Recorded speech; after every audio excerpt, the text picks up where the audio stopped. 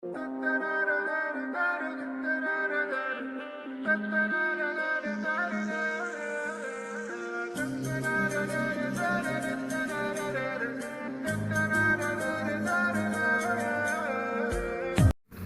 refuse to call him Mahatma. I've never called him Mahatma. I will not call him Mahatma. For me, he's just Mohandas Karamchand Gandhi. I don't think you should deify someone so much. If Sri Rama can be criticized, why should Gandhi not be criticized? Is Gandhi bigger than Rama, who he worshipped? He's not. And he was a politician, not a saint. He was a politician, not a saint. Remember that. And this gentleman was giving the same advice to the Jews as he was giving to the Hindus. He was asking the Jews to walk into the gas chambers. He was asking the Hindus to go and die. He said this as much in both places. I think he needed professional help at some stage. Simply because someone who is asking a community to surrender itself to mass slaughter is not speaking from a position of responsibility at the very least. Whether he is speaking from a position of sanity or not, I leave it to your best judgment. आप जैनियों को भी बुद्ध को भी उन सबको हिंदू कैसे बना देंगे? सब हमारी हम आत्मा निकल गए हैं सब हमारी आत्मा, जैसे आपकी सातवीं पीढ़ी सनातनी, उनकी भी पीढ़ी सनातनी निकलेगी। वो तो आप मान रहे हैं ऐसा? मान नहीं रहे हैं। शास्त्री जी, आपको नहीं लगता आप जिद कर रहे हैं? अगर हमारी जिद जायज है तो रहने दीजिए। और बहुत से ऐसे हैं जो कहते हैं नाजायज है आपकी जिद। तो उनकी प्रॉब्लम है, उनको मेंटली प्रॉब्लम होगी, दवा करवाने दीजिए। नहीं मानेंगे आप? बिल्कुल भी नहीं, मरते दम तक। कि हम ये देश के रहने वाले हैं, ना हम हिंदू हैं या मुसलमान हैं या क्रिश्चियन और कोई नहीं। पर जब ये वो कहते हैं कि खुद हम मुसलमान हैं तो हमें कहना पड़ता है कि हम भी हिंदू हैं। बाबरी मस्जिद का ढांचा गिराया गया तो शिव सेना ने सबसे आगे जाकर के झंडा गाड़ दिया, हमने गिराया और उसको बड़े गौरव से उसको ओन किया। गौरव तो है ही, बिल्कुल, इसमें कोई शर्म की बात नहीं है।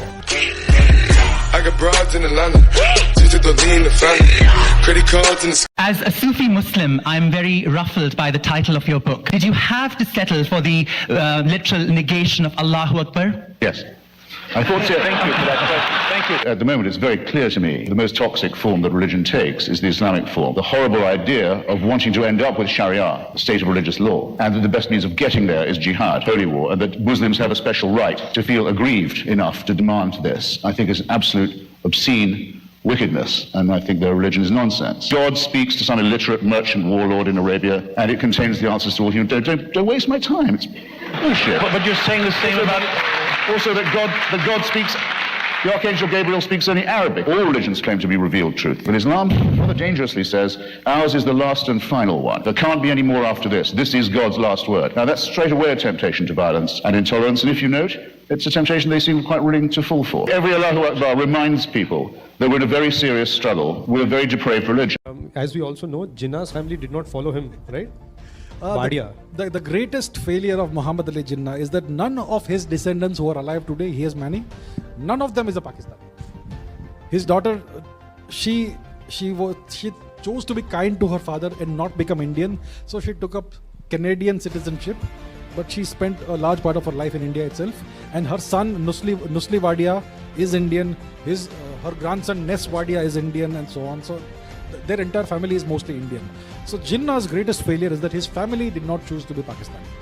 Today is a generation of idiots who do all kinds of drink and drug to put this body into sleep. What a circus they do. Any drunkard on the planet is a certified fool because you're ruining the system in order to rest it.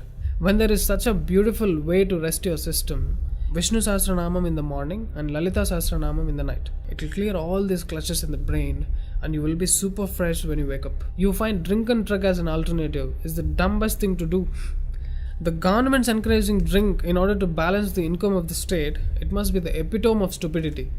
What a horrible way to run a state. And these governments are handling the temples. There are temples to solve every damn problem.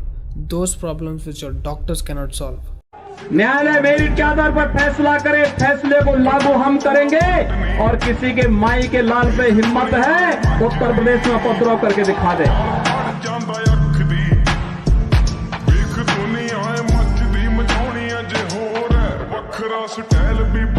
कौन मौलाना हैदराबाद से बोलता है, कौन कहां से बोलता है, इसलिए बहुत चिंता मत करिए, क्योंकि बकरे की अम्मा कब तक खैर मनाएगी आप देखते रहिए बस।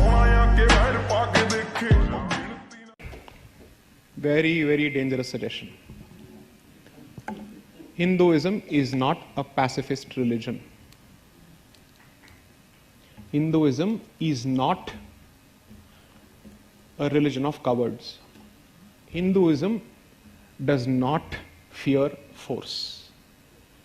Therefore, revival of the Kshatriya spirit is critical. 100% critical. If you constantly think of it as the dirty job, then all you're going to be left with is a small island surrounded by a gutter. Let's see who's going to do the dirty job then. The state under any government cannot do this, and certainly cannot do this efficiently. Almost all the senior members of the revolutionary movement were dead by this point in time. Whether it's Raj Bihari Bose or Sachindranath Sanyal or Bismil, Netaji had gone missing or dead, depending on your belief. The fact is, when India became independent, there was no revolutionary leader of stature who could kind of be a part of the conversation. And as a result, a particular stream of the Congress party took power. And perhaps it's human that they would emphasize their own role. In itself, this is not wrong. But what I think is wrong is that there seems to have been a deliberate attempt to erase the memory of many of these greats who gave their lives and everything in order to make sure that we enjoy the freedoms we do today. Historians like R.C. Majumdar, for example, who had been originally given the job of writing the official history of India's freedom struggle, he was evicted when he began to talk about these other streams of history. Now, how much do you make them the center of attention? That is where I think the difference comes. So here Lodhis, Khiljis, Tughlaqs, Mughals, all of them come and go. But the spotlight is not on them. The spotlight is on the people we need to celebrate. The history of India need not be the history of the invaders and invasions, but we can turn the light on to someone else, and then you get a completely different narrative. Those people become peripheral characters rather than what we have in our books as regional histories.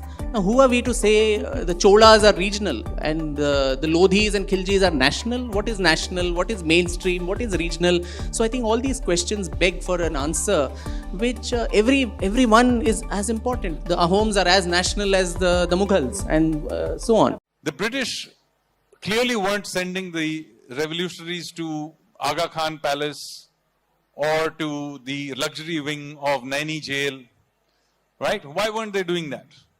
Because they feared them.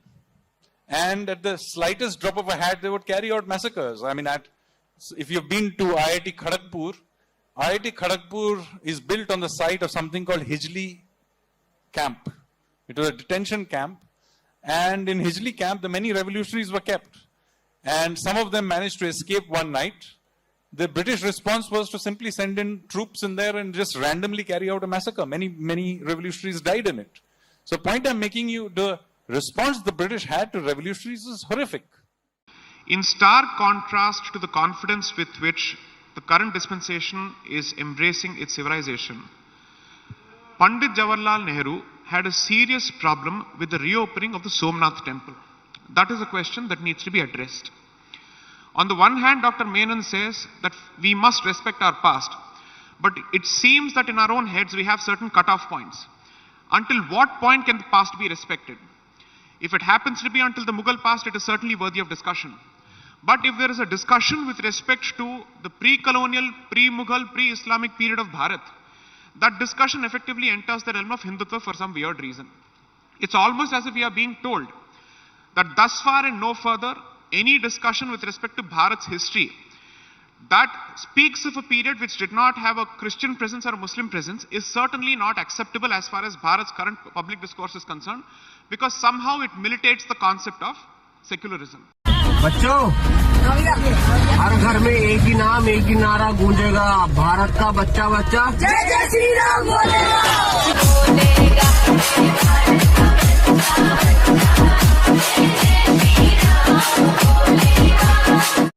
You must understand, Islam, Christianity and communism, which was a virulent reaction to Christian capitalism, None of the three ideologies or philosophies subscribe to the concept of homeland, motherland or Matrubhumi.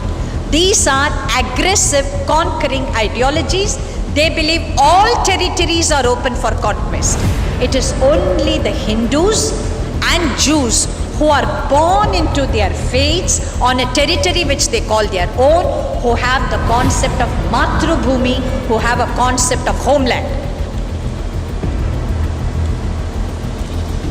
The other three ideologies or philosophies do not subscribe to hope.